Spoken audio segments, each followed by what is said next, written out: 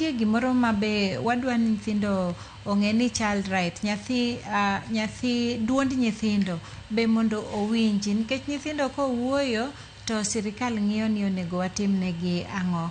Omiyo mago kuom achiel gik ma department ni timo.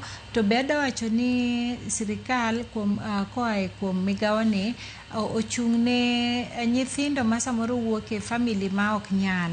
Koro wan gi gimoro gi pesa moro matin waluongo ga ni cash transfer ma wamiyo ga sana jok modak gi kiye.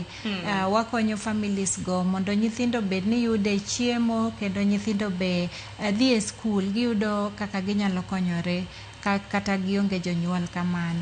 Ang'e tino ma kawuono ng'ato nyalo penjo ni kony ma kamano uchwalo yo machal nade. Ahinya ne nyithindo mantiere koda iwacho ni nyithindo makiye ma samoro odak kata mana gi anyuola mopogore opogore pacho ka. Omenda ma kamagi kichwalo ichwalo ne gi ng'agi ni e yo machal nade?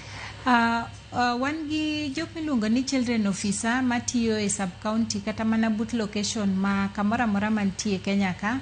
Koro ging'iyo ni ging'iyo families mantiere gi nyithind kiye.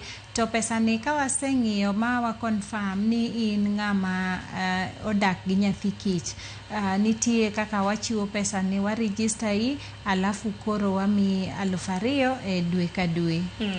Mano ema konyo nyithi kiye. Yes. Erokamano ahinya. To Karen, iloso kotende kod arita mago mag nyithindo. Tang'e arita mag nyithindo dhi achiel kachiel kod ratiro. Wacho ni